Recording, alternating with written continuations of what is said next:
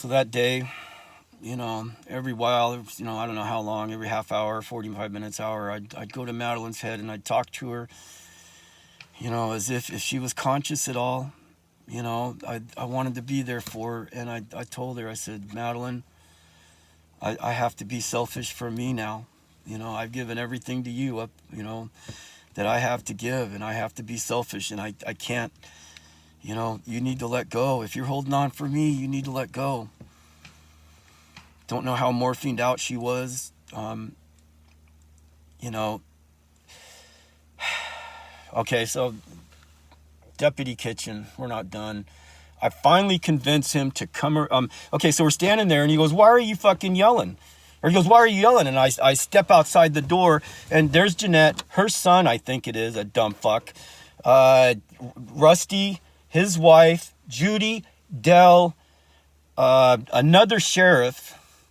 And I point at fucking Dell, and I go, "That motherfucker murdered Madeline." No, I go, "That motherfucker killed Madeline." And did they do anything about it? No, they didn't. So, up until Madeline died, a couple weeks before, I was scrounging for firewood. I was going down buying at this place down off of Carlsberg. And Rusty says, "Hey, man, there's firewood just, around the bend up here you can go get." And I'm like, "Well, okay, I'll go up there." But I was taking care of Madeline. I couldn't leave her that last week. I mean, unless somebody was there with her that I trusted, I couldn't leave her. And he was like, "Well, okay, well, I went up there, and there's a bunch that's cut. You can take, 'cause I know you enjoy cutting wood." And I said, "Okay, I'll get up there." And like the next day he comes down, he goes, "You hit that firewood?" And I said, "No." And he was fucking disappointed. I mean, it was like, he was like, "Really? You're not?" And I'm going, you're going into this fucker's house that his wife is laying there on the floor dying, and you are wanting him to go get firewood. You're not just going to go get it and help him. So it was funny because he ended up doing it. And in Madeline's house, as you walked in the door, there was this piece of wood that hung across, it was like a little shelf, that little I-beam type thing, made out of wood. And against it was one of those great big old-fashioned saw blades, 6 feet long. And Judy had painted 4 different scenes on it. And, Jay Sage in the bottom right corner. And I was pissed at these people. The feng shui, whatever, it was like, I wanted her out of my house. I took her pictures down. I took that saw blade, and it was through the mud to go out to get wood, where the wood was kept dry, and, where I kept it dry.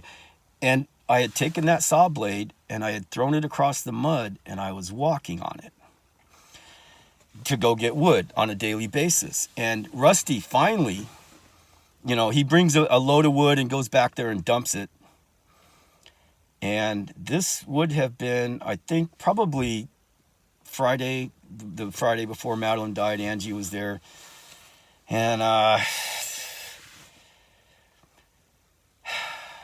think it was like Friday he was disappointed. Saturday he brought a load of wood, and it was after dark, and he saw the saw blade. It wasn't on purpose on my part, but he found it, and he comes in and he goes, "Hey, man, can I have the saw blade?" And I go, "No, I'm going to keep it." And I said, I needed something to walk across the mud. And then when he found it, it was the day Madeline died. That's right. That's when he brought the wood. Okay. Yeah. Because it was that day. Okay. So the police, Kitchen did his thing. I finally got him the fuck out of there. Madeline was still alive. And I am sitting there at my table looking out over the Straits of Juan de Fuca, this beautiful view I have. And there are 2 gunshots. I heard the sound of the first bullet go by my window. And it was Rusty had gone in and told Dell and Judy what he had found, that I'd been walking on that saw blade in the mud. And he was walking out at the door to fucking put 2 bullets in me.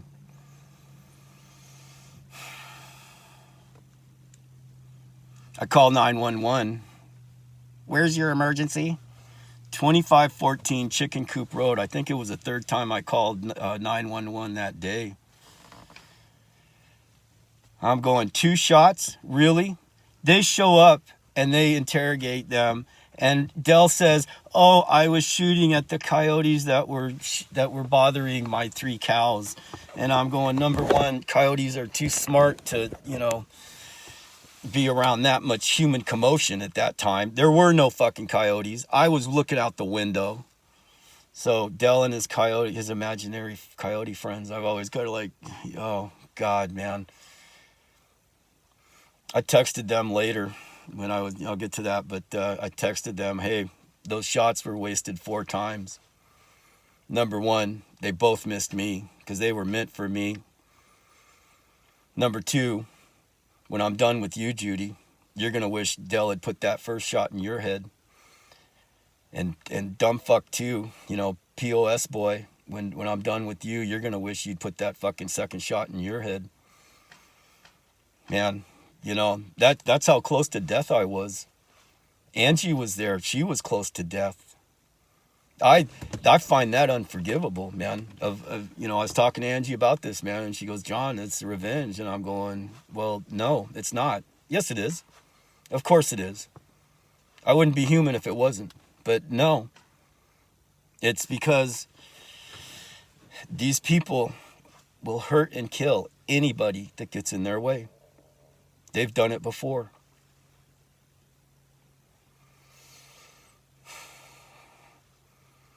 Charlie told me later that, I was telling the story that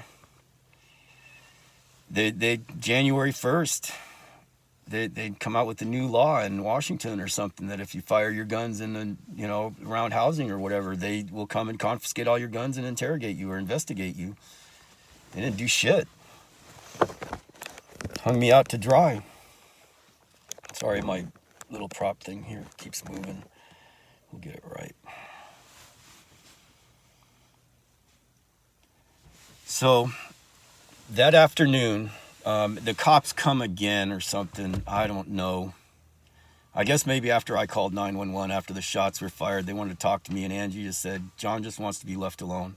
He's not going to talk right now. Just leave him alone." Thank you, Angie.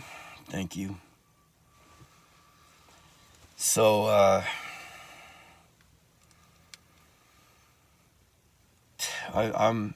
when I can, I'm going to Madeline and trying to comfort her, touch her in ways I know that she enjoyed. I'm really good at neck rubs.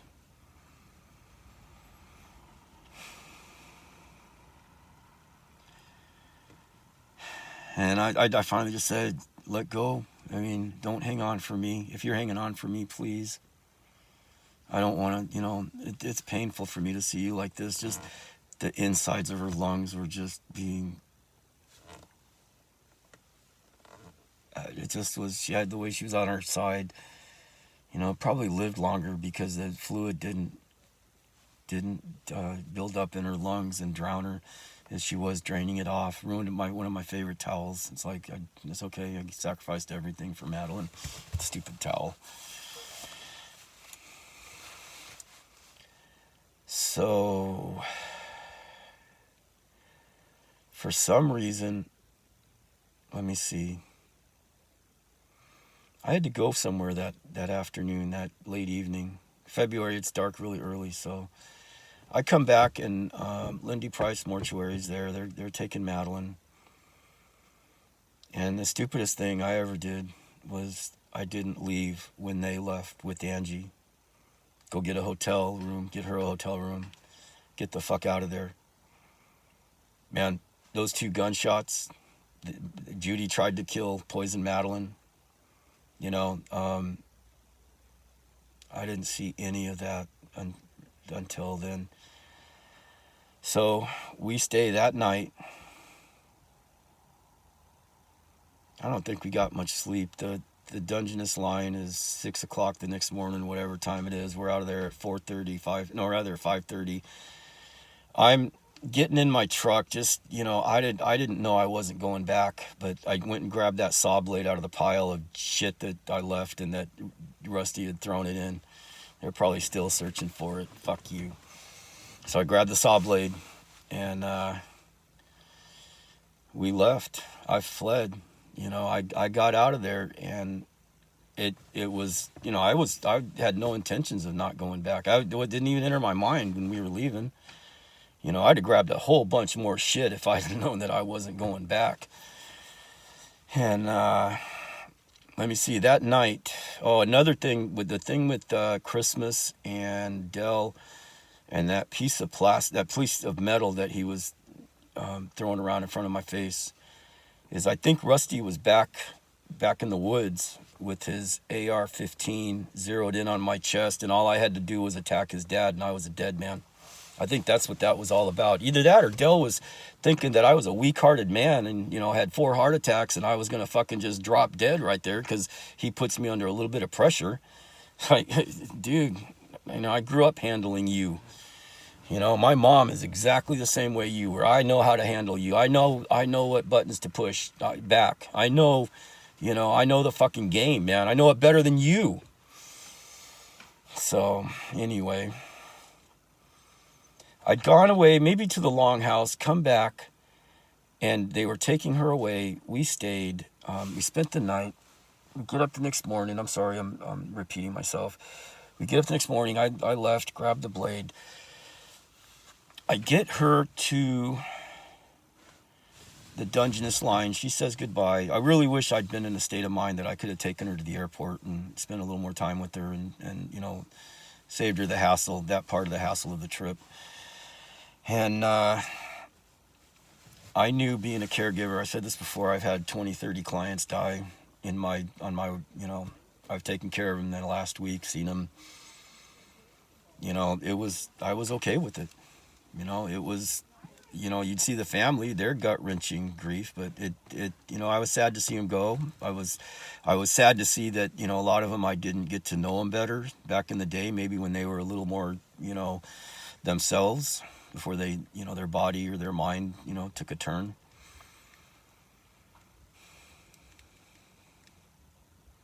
But when Madeline, I knew this going in, I knew I could take care of Madeline up until it took her last breath. I'd have no problem. I knew what to do. But I couldn't think about it, but I was scared shitless about what happened afterwards. When she took her last breath, what do I do then? Man, and it was worse than I thought it would be. It wasn't the grief like Elena when we lost her type of grief. It was grief. I've been grieving, but it wasn't that type. It wasn't that rip your heart out type grief. I miss her so much type grief is what it is. I miss Madeline. I miss just talking to her, just hearing her quips, or, make me laugh. Look up at me and smile. I'd drop we had 4 kittens, and I just would pick one up and drop it on her lap. The kittens were mine, but they became hers too, man. I got a couple pictures of 4 kittens, just all around her sleeping. They're all in her lap, on her shoulders, across the back of the couch. It just is great.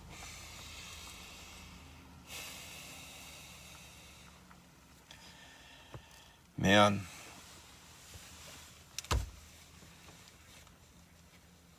The next segment's going to be those first couple days when Madeline died.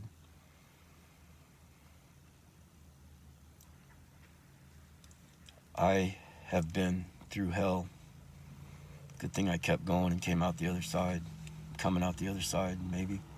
But I have been through hell. When I got out of the situation, and actually, I'll finish up with this. Okay, so I dropped Angie off, and with all the intentions of going back, and I realized that if I go back there, those people will kill me. I'm a dead man. A boat just took off. That always catches my eye. So I have not been back to my house. I've been on Chicken Coop just to get up to Zaccardo Cemetery where Madeline is. I haven't been back up there. I've been by there since February 17th of 2020. What a year.